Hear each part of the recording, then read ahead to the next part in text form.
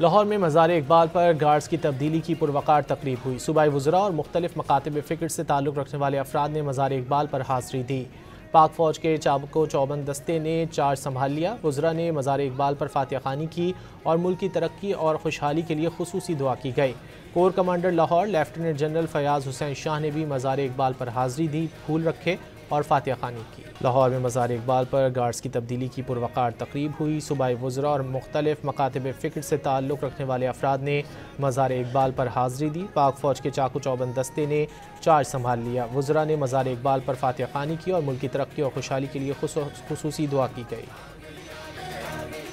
लाहौर में मज़ार इकबाल पर गार्ड्स की तब्दीली की पुरवकार तकरीब हुई। सूबाई वज़रा और मुख्तलिफ मकातब फ़िक्र से ताल्लुक़ रखने वाले अफराद ने मज़ार इकबाल पर हाज़री दी।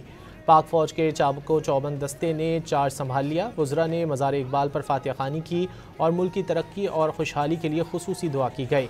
Core commander Lahore lieutenant general Fayaz Hussain Shah ने भी मज़ार इकबाल पर हाज़री दी, फूल रखे और फातिहा खानी की।